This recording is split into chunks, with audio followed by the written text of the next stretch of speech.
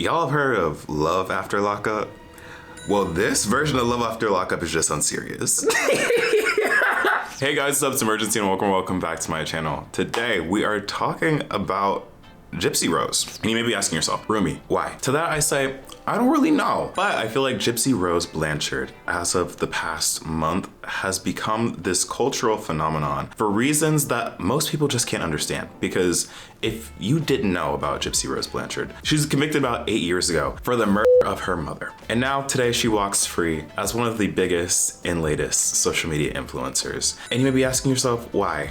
Well, we're talking about that today because there's a lot to get into. But before we do that, if you are new to the channel and like all things TV, pop culture, commentary, media, and fashion, then make sure to subscribe so that you're not missing out on any of the content that I have coming out every single week. Also, don't forget to leave a like on this video because it helps out so much with the YouTube algorithm. And while you're at it, you can follow me on my socials on Instagram, TikTok, and Twitter, all at Imurgency. I'm a full-time creator now, so I'm gonna be posting a lot more everywhere, so you're not gonna wanna miss out. I know this is a lot of promo, but speaking of missing out on content, if you're interested in getting early access to videos and getting 2 additional short review videos a month, you can click the little join button down below or in the link in my description to become a channel member where you can get access to those early videos, exclusive content, and exclusive live streams. But enough self-promo, let's talk about old Gyp. So before we get into how Gypsy Rose went from ex-con to essentially social media influencer doing press runs on morning TV, I think it's important and interesting to get a little history, a little backstory to where she came from and how we got to where we are today. Gypsy Rose Blanchard was born in 1991 to mother Dee Dee Blanchard, who for the majority of Gypsy's life convinced both Gypsy and everyone around her that Gypsy had these life-threatening and debilitating illnesses and diseases. From the age of 8, Gypsy's mother would go around telling people that she was diagnosed with leukemia and a set of muscular diseases that would require Gypsy to be wheelchair bound, as well as needing a feeding tube. Her mother also forced her to go through unnecessary surgeries and take a myriad of different medications to help her get better. But the gag is, Gypsy was never sick to begin with. This was all just a fabrication made up by Gypsy's mother, as Gypsy's mother actually had a mental illness called, excuse my pronunciation, Munchausen syndrome by proxy, which essentially made her make up her daughter's illness in order to get sympathy and pity for taking care of someone who is sick. And eventually as Gypsy got older, she started realizing like, hey, I'm actually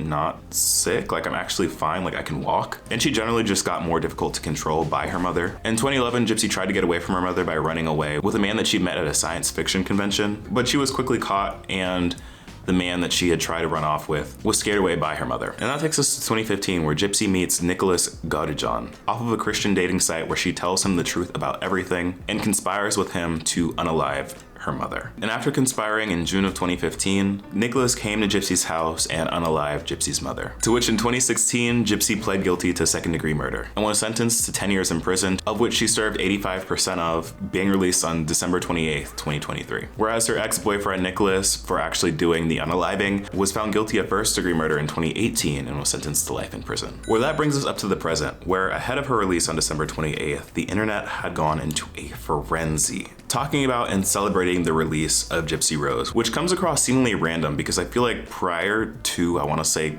this past December, Gypsy Rose just kind of left the general public's perception. But surprisingly, with her release, a slew of different videos began circulating around of people, of Gen Z specifically, forecasting what we should do when Gen Z is released by throwing things like release parties or making lists of things that we need to introduce Gypsy Rose to now that she's being caught up after 8.5 years. And this is where things get interesting because the internet does what the internet does best and has made this whole thing very unserious. And to talk us through the tea and general unseriousness of the Gypsy Rose Blanchard release, I've invited a special guest. I know, we never do that around here. But yeah, I've invited a special guest and a very good friend of mine, King Asante, to spill the tea and catch us up on what's going on. All right, I think it's my turn now.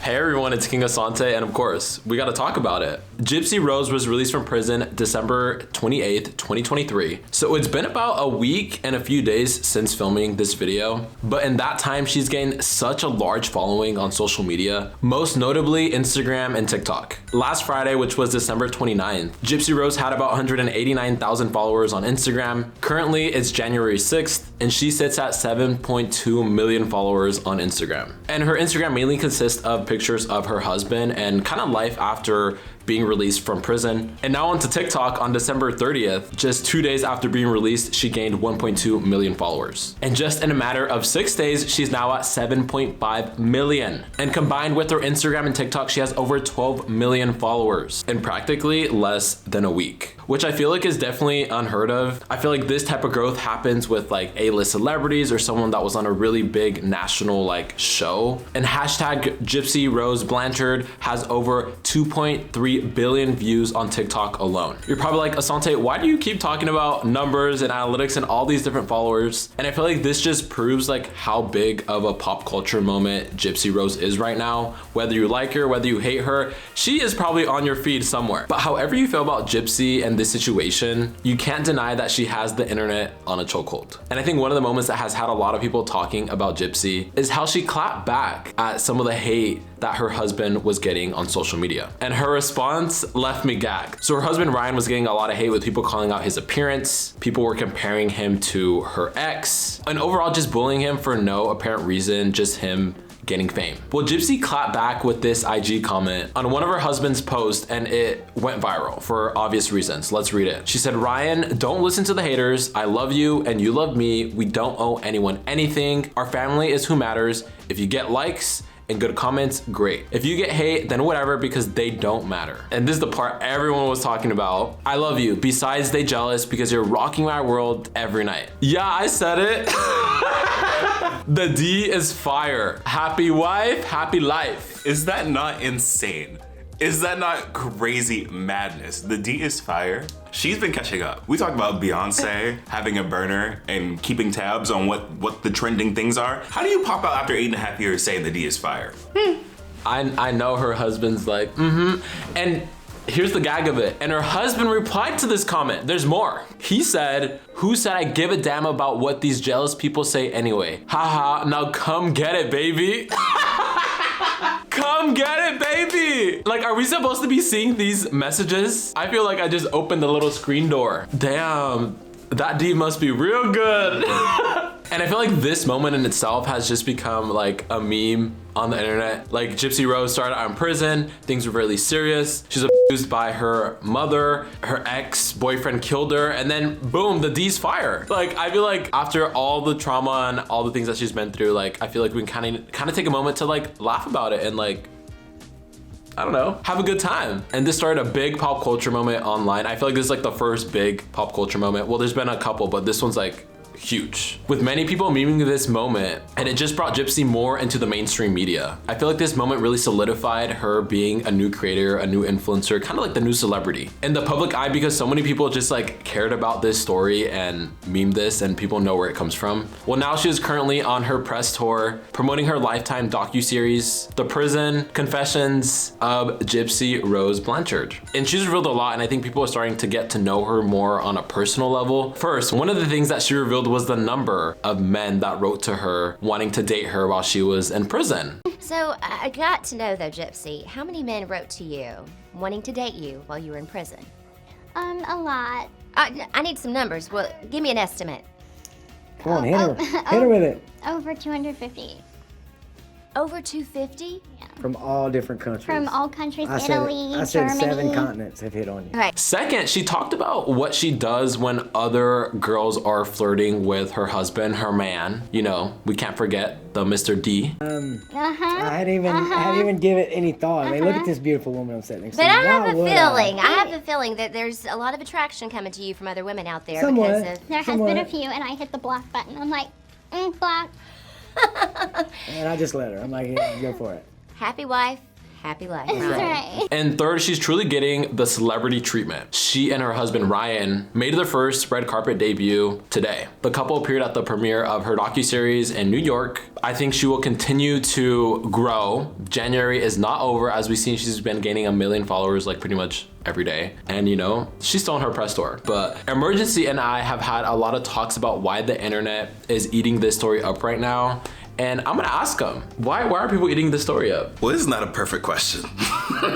Because it transitions into the next portion of this video. Because I think it's a combination of a couple different things. For one, and the more obvious choice, Gen Z is just incredibly unserious. Like, we just can't take anything serious. And this is another example of us taking a situation that should not have been as big as it is and blowing it up to astronomical proportions. Because there's absolutely no reason why we needed to have bucket lists of things that we wanted to introduce to Gypsy. The edits and the fan cams that went around, unnecessary. And just the general sentiment of memeing someone into celebrity is nothing new to Gen Z, but it's something that we do very, very well and very, very often. Like, of course, the situation isn't ordinary, but in terms of like things that happen on a day-to-day basis, like people become imprisoned and released from prison for things of this nature and worse all the time. But the fact that she's been released and is making a full career off of this is just insane. And this isn't the first example of Gen Z memeing on things that are supposed to be serious. Like, I think we all remember where we were when the Queen of England met their untimely demise, and the internet's response to said events, as well as Ocean Gate. I know I mentioned this in my last video, but I can't stop quoting this bar by Nicki Minaj because it's just so sick. Like I feel like this encaptures the energy and the way we care for these events. But to quote it again, from the great Onika Tanya Mirage, 1 sub, kill 5 bitches, Ocean Gate, sick. And with that said, it really makes you wonder, like, why does Gen Z do this? Like, why are we like this? And actually, Asante had a pretty good hypothesis for this. I feel like as Gen Z, like, we view everything as entertainment. Real. I feel like we've been through so much. Well, I feel like, yeah, we've definitely been through a lot, but I also feel like we get information. We have access to so much information, and we're always getting fed so many different stories, whether it's politics, celebrities, sports, like literally anything, even if we don't even care about it. Like, it's like on our feed. And I feel like a way to cope with that, we meme, make fun of things, everything is unserious. Like, I always think back to like when Trump was in office and spooky times. Yeah, like I feel like the government at the time, like, not to get too like political, but like he just broke so many different like norms of the government. And I feel like, and to deal with that as Gen Z, whether you supported Trump or you didn't, I feel like everyone just like memed him. I feel like ever since then, I've just seen things that are serious or things that just honestly just living our lives. Like, I just feel like we view things as entertainment and like we view it as a tweet, as a TikTok, as a meme, and like that's just how we get through things. That's true. For example, like just talking about Gypsy, like it's a very serious thing. Like I said it before, but like she literally like was in a really unfortunate situation, and now she's talking about all these different things, and now we're memeing it. Like, we're having just a good time with it. I feel like our generation's dedication to making things a meme, romanticizing our lives and romanticizing different situations and people, unmatched, for better and for worse. I'm not gonna lie though, I have the best laughs. I shouldn't be saying what I'm liking on Twitter, but like, the memes are funny. The memes are funny. Are funny. Now, while Gen Z's general unseriousness is one explanation for why things have gotten to where they are, the second relates to America's just general love for true crime. True crime has been a popular media genre for the longest time now, and we've seen and had discourse about the problematic nature, and we've seen things happen like this before because there's always been a heightened market for true crime. We've seen and had discourse about people glamorizing and romanticizing serial killers and general unalivers. Like, there was a whole discourse last year over the release of the Netflix Dahmer special, which was trending last year, and history shows it's not just Dahmer. Whenever there is a true crime celebrity, and I use celebrity loosely, throughout history they've always had fans. They've always had people that found them attractive and were fans of them, which is why this can be seen as problematic. And while Gypsy's circumstances are very different from the circumstances of these serial killers, the obsession for all things true crime, increased social media hype and usage, and Gypsy's general willingness to get in on the hype have caused her to propel to where she is now. Although that presents another question: why Gypsy specifically? Because ex-cons get released from prison every day. Why is Gypsy's case so special? She's one of the first, I won't say the first because Anna Delvey does exist, but one of the first mainstream cases that got public attention and was in the news, had her own movie rendition moment. But I feel like what's different about this case is that her release happened post TikTok. For people that have been released earlier to TikTok, I feel like there was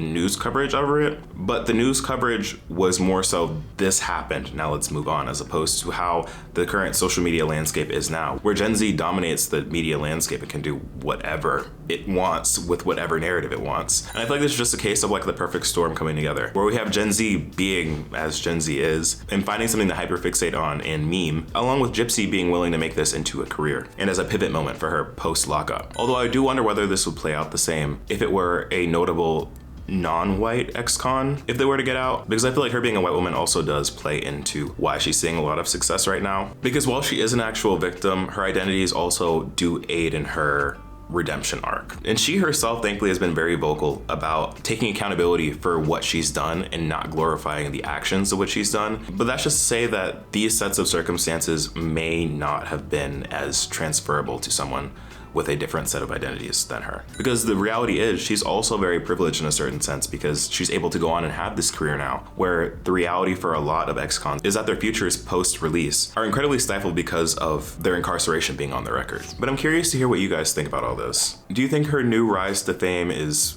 fair and justified? Do you care? Are you following her? What's the tea? Thank you so much, Asante, for being a part of this video. You can follow him everywhere. At king.asante, thank you so much for having me, Imurgency. Of course. But yeah, you can follow us on our socials over here at Imurgency and over there at King Asante. King Asante. Remember, if you're new, make sure to hit that subscribe button, leave a like on this video if you enjoyed, hit the join button for early access videos and exclusive content. But other than that, y'all, thank you so much for watching. I've been Imurgency, and I will see you in the next video. Peace.